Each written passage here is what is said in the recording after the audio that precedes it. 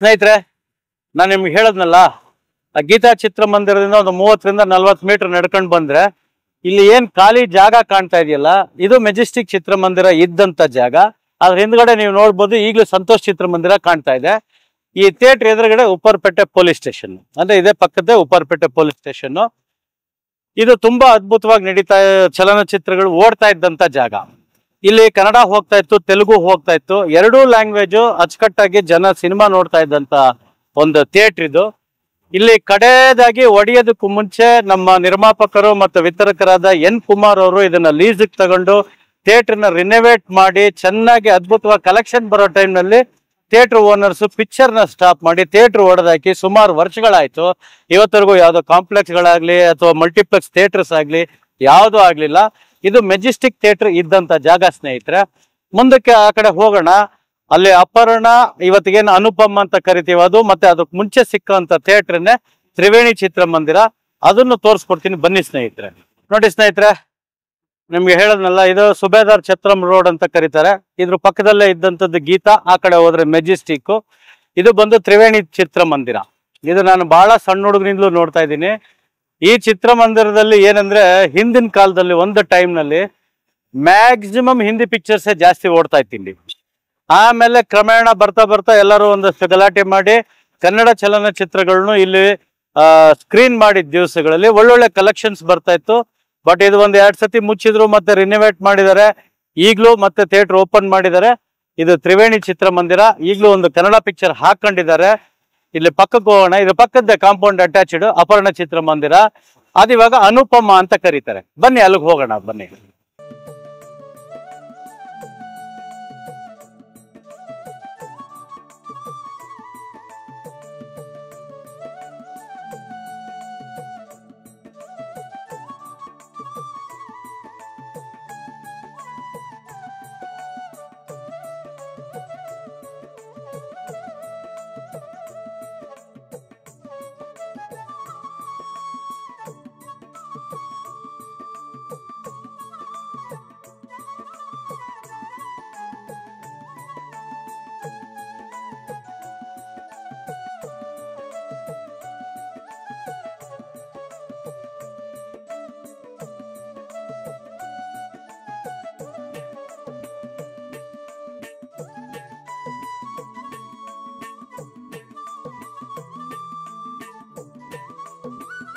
ನೋಡಿ ಸ್ನೇಹಿತರೆ, ಹೇಳದ್ನಲ್ಲ, ಒಂದು ಕಾಂಪೌಂಡ್ ಬಿಟ್ಟು ಈ ಕಡೆಗೆ ಬಂದ್ರೆ ಇದು ಅನುಪಮ ಚಿತ್ರಮಂದಿರ. ಹಿಂದೆ ಇದಕ್ಕೆ ಅಪರ್ಣ ಚಿತ್ರಮಂದಿರ ಅಂತ ಕರೀತಾ ಇದ್ರು.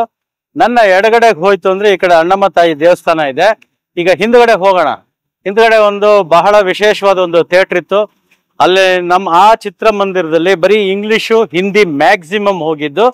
ಅವಾಗ ಕನ್ನಡ ಹಾಕ್ತಾ ಇದ್ದಂತ ಕಾಲದಲ್ಲಿ ಕನ್ನಡ ಪಿಕ್ಚರ್ಗಳನ್ನು ಚೆನ್ನಾಗಿ ಹೋಗ್ತಾ ಇದ್ವು. ಬನ್ನಿ ಆ ಥಿಯೇಟರ್ನ ತೋರಿಸ್ತೀನಿ. ಅದು ಸಂಗಮ್ ಚಿತ್ರಮಂದಿರ. ಇಲ್ಲಿಂದ ಹಿಂದ್ಗಡೆ ರಸ್ತೆನಲ್ಲಿ ಇರೋದು ಸಂಗಮ್ ಚಿತ್ರಮಂದಿರ. ಬನ್ನಿ ಅದನ್ನು ತೋರಿಸ್ತೀನಿ.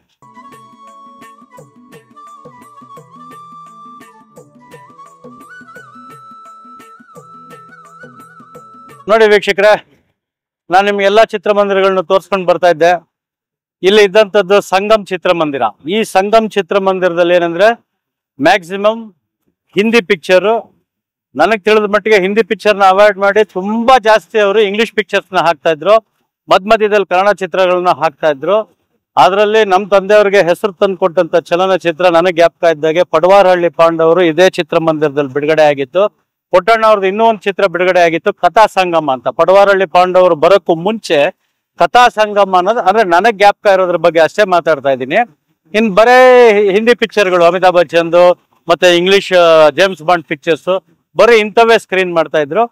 ಮುಂದೆ ಇದು ಒಂದು ವಿಶೇಷ ಏನಿತ್ತಂದ್ರೆ, ಈ ಥಿಯೇಟರ್ ಯಾತಕ್ಕೆ ಕಲೆಕ್ಷನ್ಸ್ ಜಾಸ್ತಿ ಬರ್ತಾ ಇತ್ತಂದ್ರೆ, ಒಂದು ಕಾಲದಲ್ಲಿ ಇದು ಕೆಂಪೇಗೌಡ ಬಸ್ ನಿಲ್ದಾಣ. ಬಸ್ಗೆ ಟೈಮ್ ಇದೆ ಅಂತ ಹೇಳಿ ಸೆಕೆಂಡ್ ಶೋಗೆ ಹೋಗೋರು ಇದ್ರು, ಫಸ್ಟ್ ಶೋಗೆ ಹೋಗೋರು ಇದ್ರು. ಇನ್ನು ಬಸ್ ಸ್ಟ್ಯಾಂಡ್ ಇಂದ ಬಂದಂತವ್ರು ಅವರು ಸೇರುವಂತ ಸ್ಥಳಗಳಿಗೆ ಇನ್ನೂ ಕಾಲಾವಕಾಶ ಇದ್ದಾಗ ಟೈಮ್ ಕಿಲ್ ಮಾಡ್ಲಿಕ್ಕೋಸ್ಕರ ಈ ಥಿಯೇಟರ್ಗೆ ಆದಷ್ಟು ಕಲೆಕ್ಷನ್ಸ್ ಹೆಚ್ಚಿಗೆ ಬರ್ತಾ ಇತ್ತು. ಇದು ಥಿಯೇಟರ್ ಹೊಡೆದೇ ಬಹಳ ವರ್ಷಗಳಾಗಿದೆ. ಥಿಯೇಟರ್ ಹೊಡೆದಾದ್ಮೇಲೆ ಯಾವ್ದೋ ಒಂದು ಕಾಂಪ್ಲೆಕ್ಸ್ ಕಟ್ಟಿದ್ರು, ಆ ಕಾಂಪ್ಲೆಕ್ಸ್ ಓಪನ್ ಆಗ್ಲಿಲ್ಲ.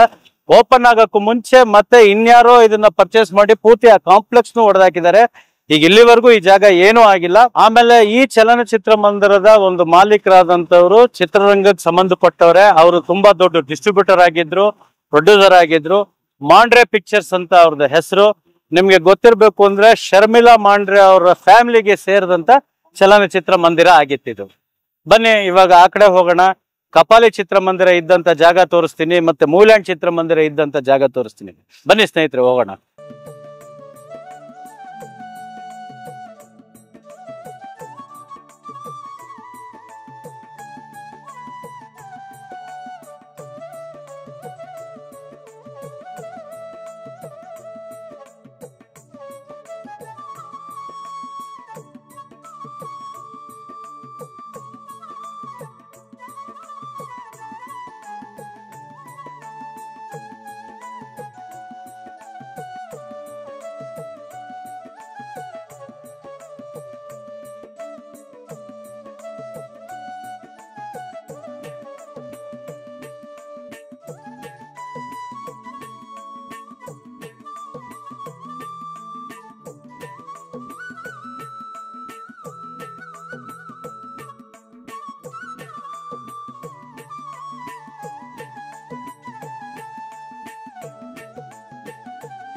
ನೋಡಿ ಸ್ನೇಹಿತರೆ, ಈ ಬ್ಯಾಕ್ ಗ್ರೌಂಡ್ ಅಲ್ಲಿ ಕಾಣ್ತಿರ್ತಕ್ಕಂಥ ಚಲನಚಿತ್ರ ಮಂದಿರನೇ ಕಪಾಲಿ ಚಿತ್ರಮಂದಿರ ಇದ್ದಿದ್ದು.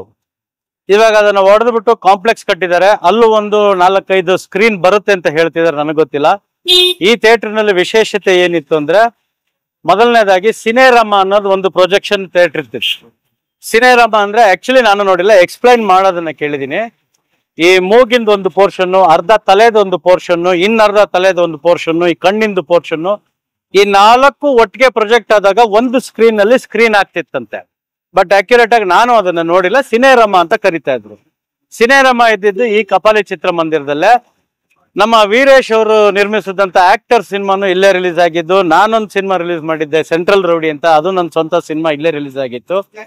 ಇಲ್ಲಿ ತುಂಬಾ ಹೇಳಬೇಕು ಅಂದ್ರೆ, ಡಾಕ್ಟರ್ ರಾಜ್ಕುಮಾರ್ ಅವರು ಅಭಿನಯಿಸಿದಂತ ಸಾಕಷ್ಟು ಚಲನಚಿತ್ರಗಳು ಈ ಕಪಾಲಿ ಚಿತ್ರಮಂದಿರದಲ್ಲಿ ಬಿಡುಗಡೆ ಆಗಿತ್ತು. ಭಕ್ತ ಪ್ರಹ್ಲಾದ ಅನ್ನೋ ಚಲನಚಿತ್ರನು ಇಲ್ಲೇ ಬಿಡುಗಡೆ ಆಗಿ, ಇದ್ರ ಹಿಂದ್ಗಡೆ ಇದ್ದಂತ ಒಂದು ಗಂಗಾರಾಮ್ ಬಿಲ್ಡಿಂಗ್ ಬಿದ್ದು ಅವತ್ತಿನ ದಿವಸ ಥಿಯೇಟರ್ಗೂ ಎಫೆಕ್ಟ್ ಆಗಿ ಸುಮಾರು ಥಿಯೇಟರ್ನ ಹೆಚ್ಚು ಕಮ್ಮಿ ಒಂದು 3-4 ತಿಂಗಳು ಮುಚ್ಚಿ, ಆಮೇಲೆ ಅದಕ್ಕೆ ಗೋಡೆ ಕನ್ಸ್ಟ್ರಕ್ಷನ್ ಮಾಡಿ ಮತ್ತೆ ಕಪಾಲಿ ಥಿಯೇಟರ್ನ ರೀಓಪನ್ ಮಾಡಿದ್ರು.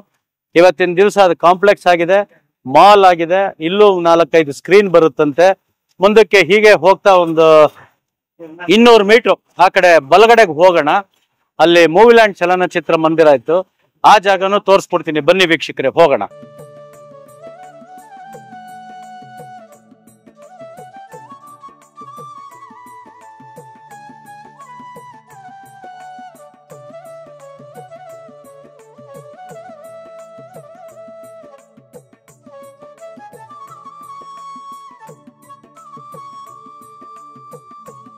ನೋಡಿ ಸ್ನೇಹಿತರೆ, ಕಪಾಲಿ ಚಿತ್ರಮಂದಿರ ತೋರಿಸಿದ್ನಲ್ಲ, ಇದು ಮೂವಿಲ್ಯಾಂಡ್ ಚಿತ್ರಮಂದಿರ.